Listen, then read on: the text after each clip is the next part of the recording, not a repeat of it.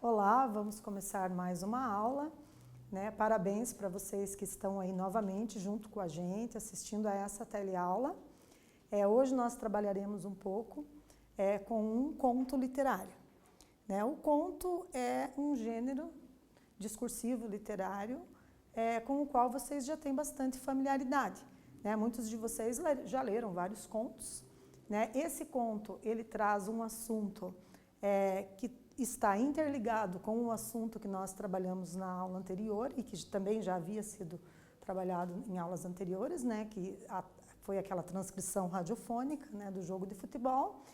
E vejam que de uma situação do cotidiano da vida real, que é, no caso, a narrativa de um jogo de futebol, é possível transformar aí em vários estilos de linguagem. Então, nós vimos a transcrição radiofônica e agora a gente vai ver como que essa mesma história, essa mesma narrativa poderia ser trabalhada, ser escrita em forma de conto. O conto, ele tem algumas características específicas, né? Como a própria palavra já traz ali embutida o significado, né? O conto, ele conta, nada mais do que você contar alguma coisa, um acontecimento para alguém. Mas não é tão simples quando você vai transpor isso para o plano da escrita, porque enquanto gênero da literatura, você tem que atender a certos requisitos, como tem que ter ali um enredo, uma sucessão de acontecimentos, personagens, os acontecimentos têm que acontecer num cenário, esse cenário deve estar descrito no conto. As coisas acontecem num determinado tempo, né? Então tem que ter a dimensão temporal, pode ser de manhã, de tarde, de noite, né? Os fatos podem ter acontecido em um determinado período histórico, na década de 90, 2020, enfim, né? E ele tem que ter lá um clímax, que é o ponto de maior emoção, de maior tensão, né? Que gera lá uma expectativa no telespectador, no ouvinte, no leitor, certo?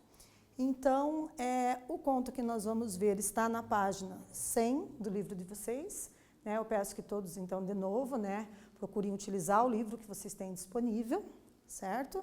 Mas eu também trouxe o conto aqui nos slides para apresentar, para a gente visualizar melhor, certo? O título do conto é Coríntios 2, versos palestra 1. Então, ele começa aqui com uma onomatopeia, né? Nós veremos que, na literatura, os textos que são discursivos, literários, como o conto, né, eles trazem elementos que são figuras de linguagem.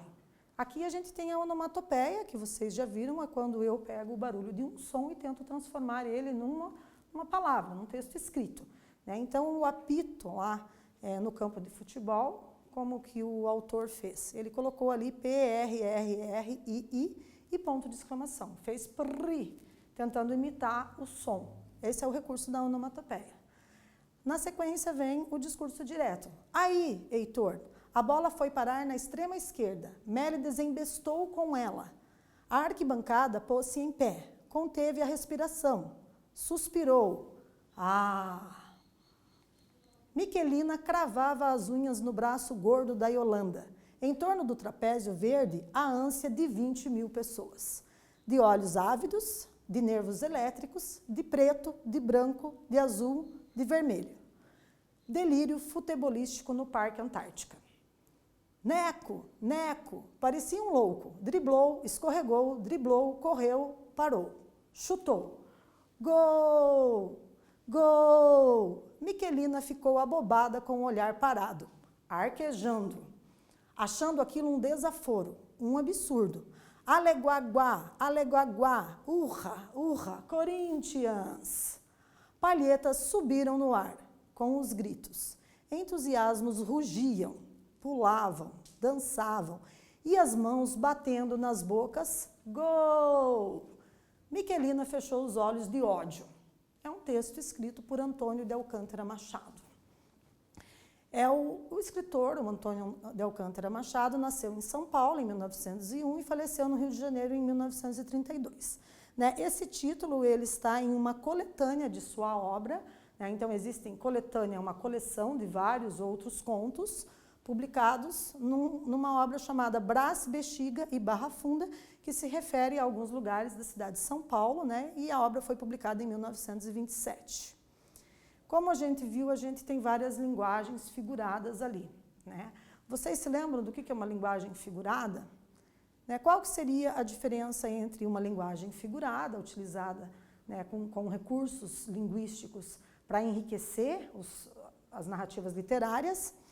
Qual seria ali a diferença dessa linguagem figurada para a linguagem real, para aquela linguagem que apresenta o sentido literal das coisas, dos fenômenos? Tá? Então, vou deixar um minutinho aí para vocês pensarem a diferença entre linguagem figurada e linguagem literal.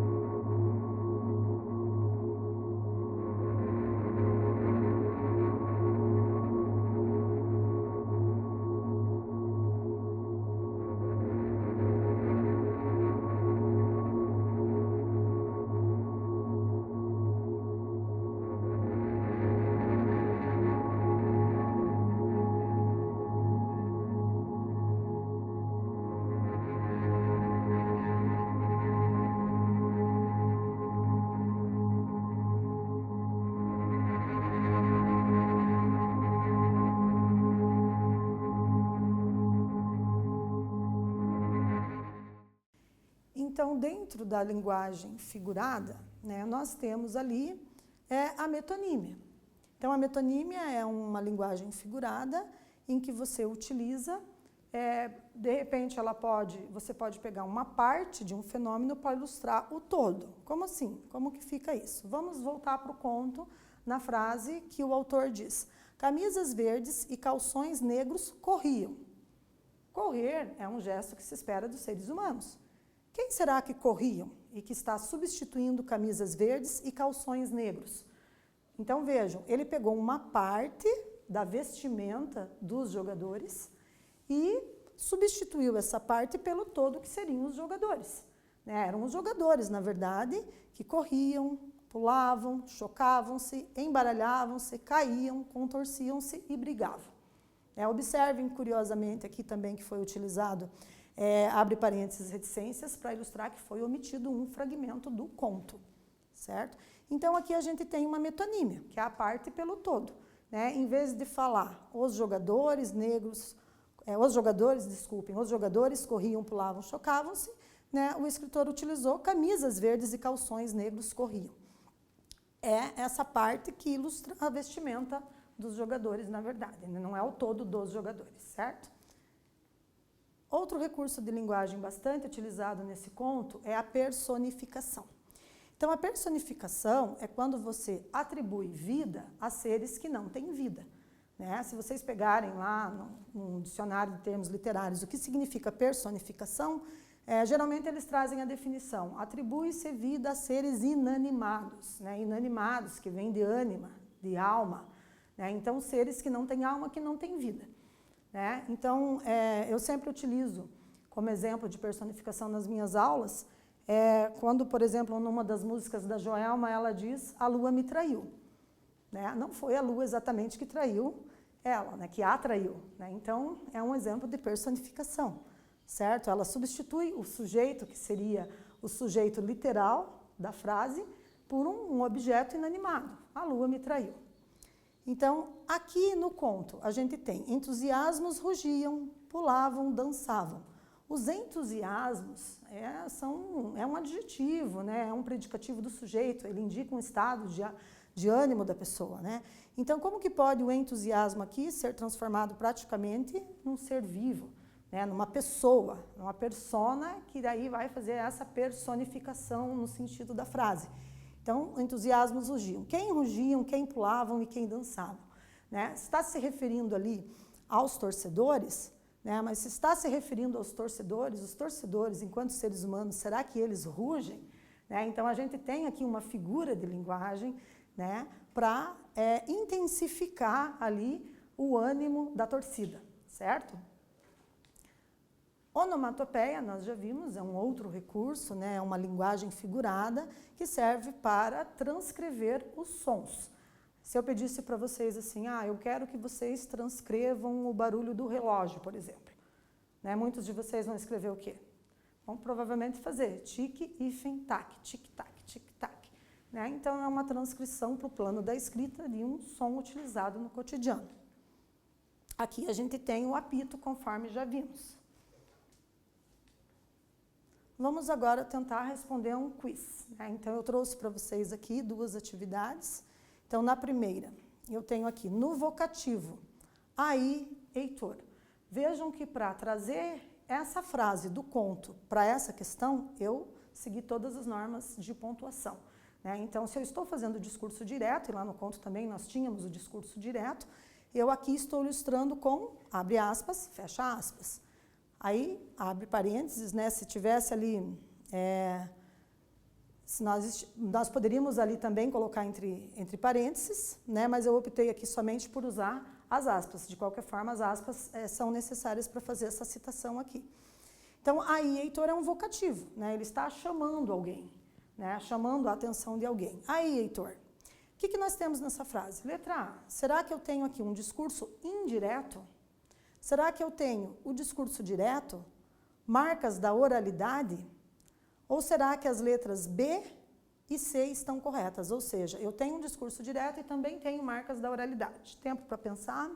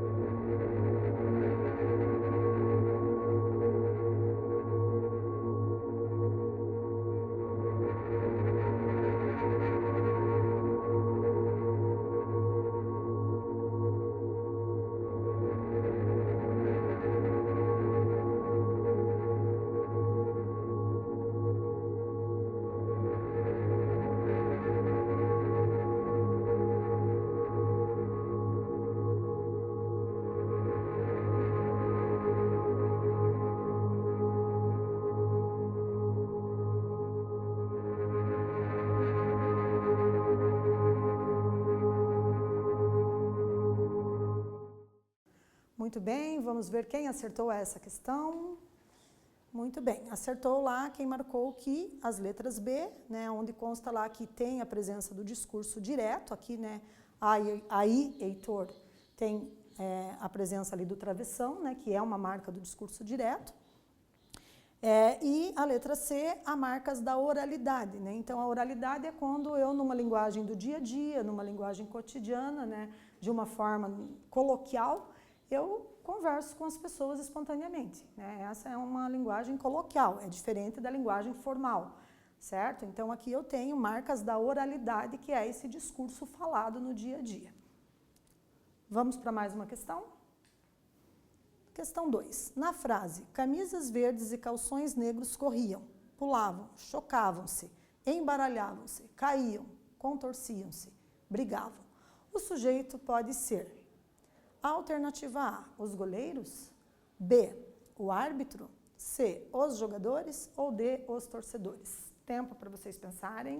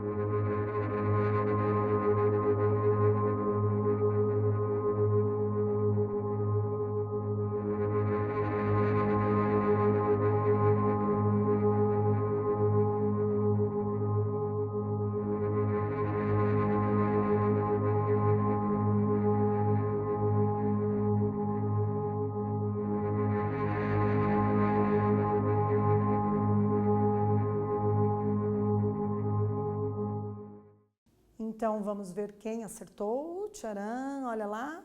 Acertou quem respondeu a letra C, os jogadores, né? Professor, eu fiquei em dúvida se seriam os torcedores, né? Mas será que os torcedores aqui, se a gente analisar o final da frase, tem como os torcedores cair, contorcer-se, chocar-se, né? Vários verbos aqui a gente percebe que não tem como serem atribuídos aos torcedores, certo? A letra A e a letra B, de imediato, já seriam eliminadas.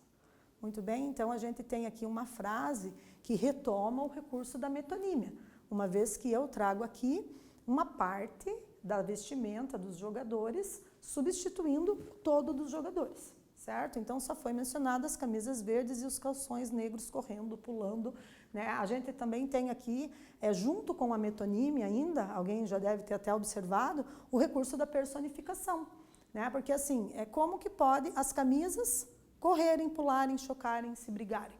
Como que pode os calções fazerem isso se isso são características atribuídas às pessoas?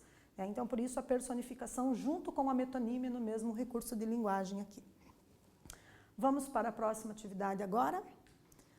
Vamos fazer uma lista de exercícios e eu vou pedir para vocês responderem, porque agora nós teremos 2 questões abertas. Então, vocês vão precisar de um tempinho maior aí, de um lápis, ou de uma caneta, para quem está fazendo os exercícios à caneta, para tentar responder aos 2 exercícios que vêm na sequência. Então, o primeiro, na frase, a arquibancada pôs-se em pé. Que palavra poderia substituir arquibancada? Tem como a arquibancada de um estádio de futebol colocar-se em pé? Só se fosse um conto maravilhoso, fantástico, alguma coisa do gênero.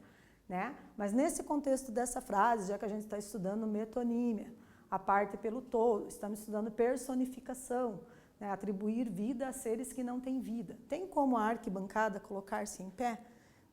Então, que palavra poderia substituir a arquibancada? Deem uma pensada aí.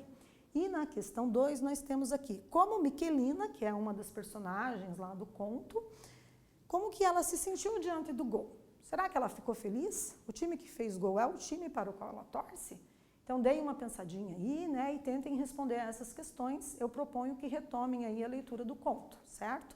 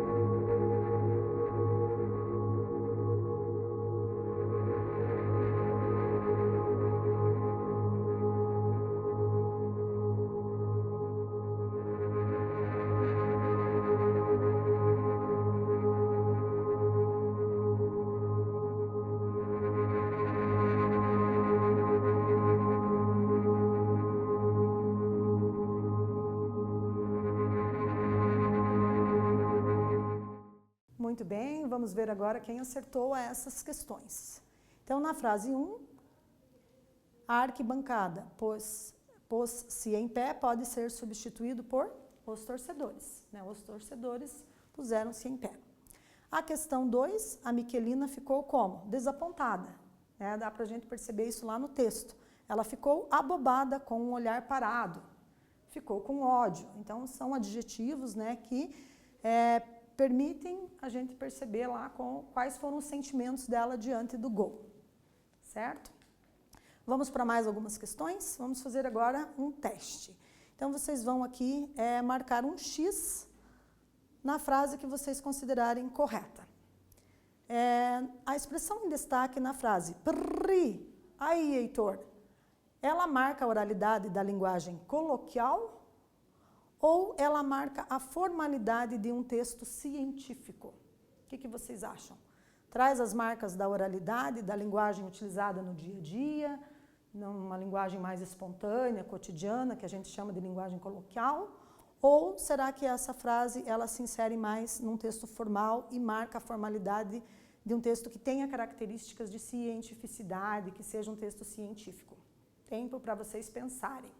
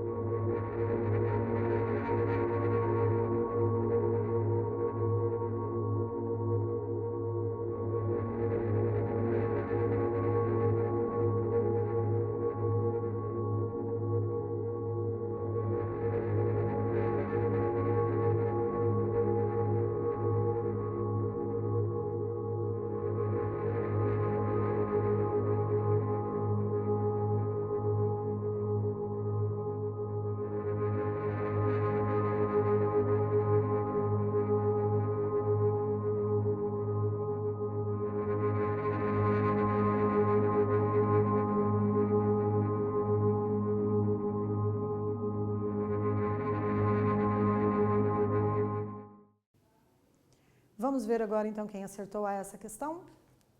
Muito bem. Então, quem marcou um X na alternativa que diz marca a oralidade da linguagem coloquial, acertou. Né?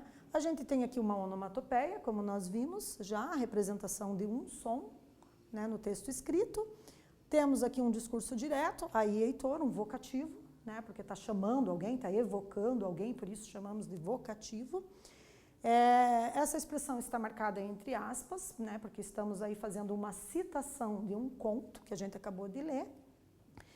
E nesse enunciado nós temos as marcas da oralidade, que é essa linguagem coloquial falada no cotidiano, no dia a dia. Por que a alternativa seguinte não está correta?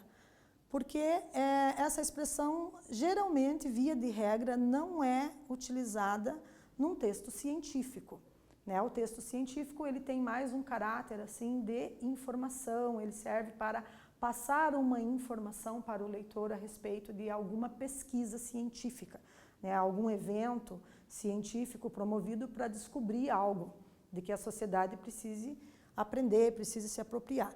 Então, a gente tem que o texto científico ele tem mais um caráter formal, né? Ele tem que ser formal, ele tem algumas características específicas do gênero texto científico, e ele tem que trazer sempre dados da ciência, né? Dados da investigação do pesquisador, seja ele um médico, um enfermeiro, um professor, enfim, quaisquer pesquisador de qualquer área de conhecimento, certo?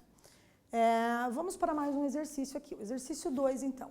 A expressão no conto revela o desapontamento da torcida ou a vibração diante do gol, né? Será que a gente pode retornar um pouquinho para ver onde que estava essa expressão, só para a gente lembrar em que contexto que ela aparece? Então, vamos retomar aqui no conto, onde que aparece esse A. Quem tem aí em casa o livro, já pode pesquisar no livro mesmo. Vamos ver aqui.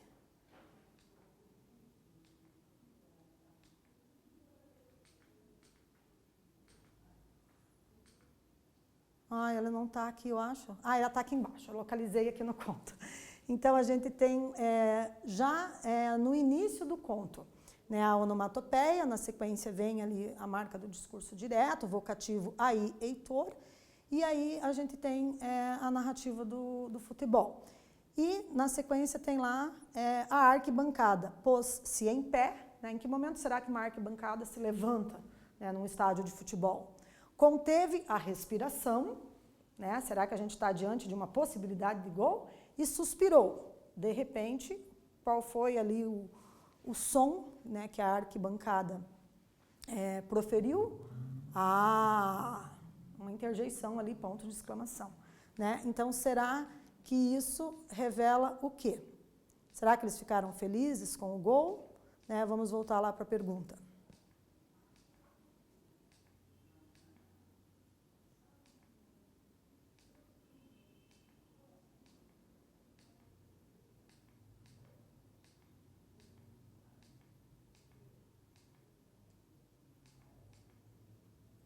Então, vamos lá. Na expressão, no conto revela. Será que o desapontamento da torcida, a torcida ficou desapontada? Ou seja, nossa, não era isso que eu esperava, né? Me decepcionei, fiquei desapontada.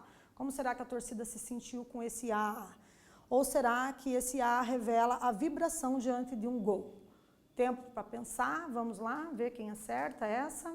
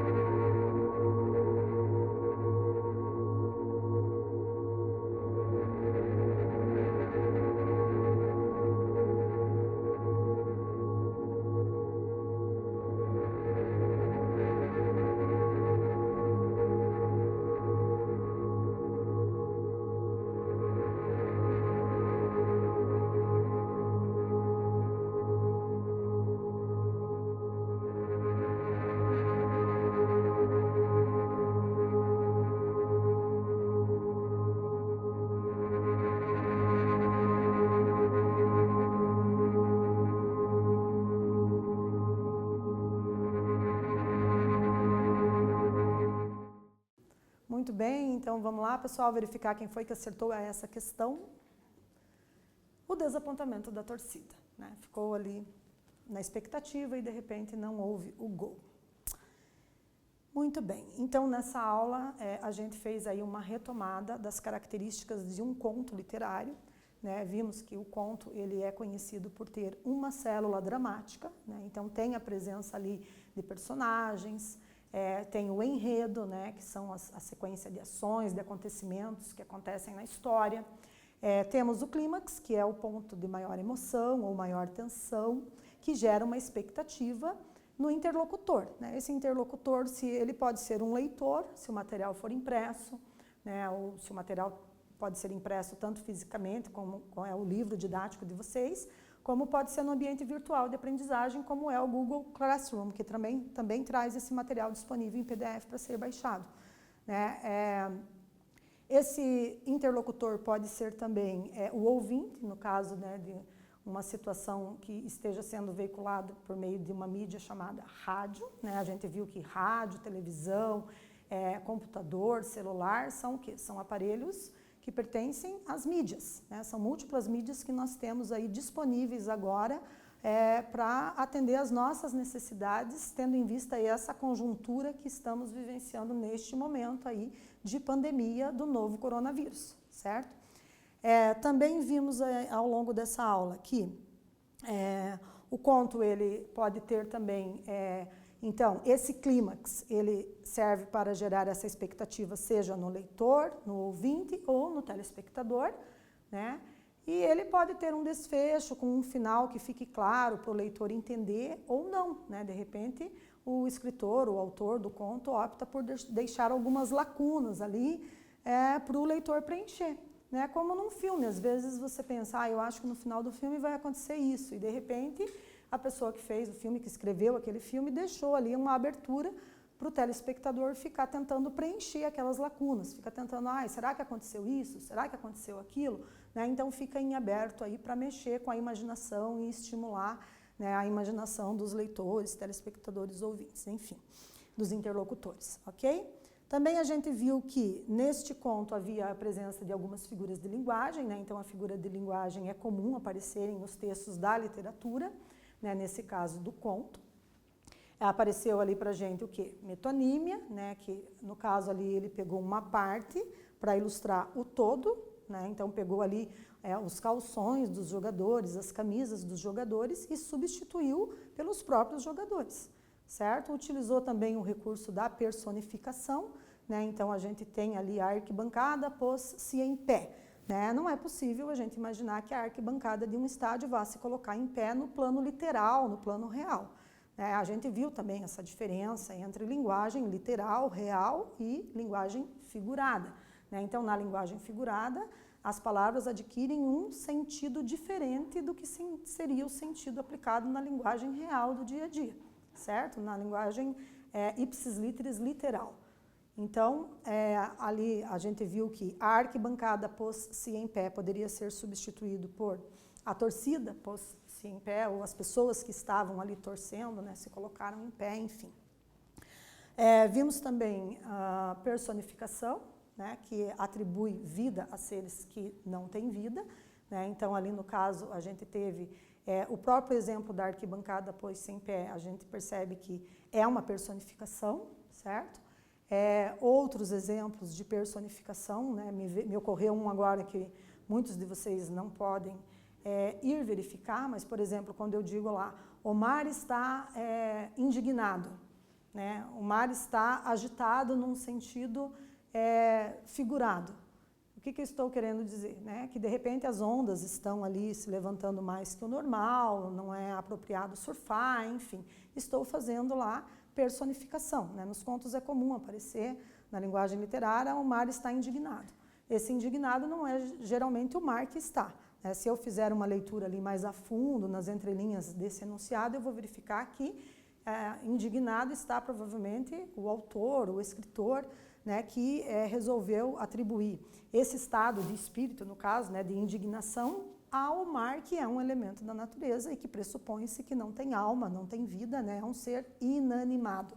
É por isso uma personificação. O mar está indignado. Omar está agitado, alterado, né? Alguma coisa nesse sentido, ok?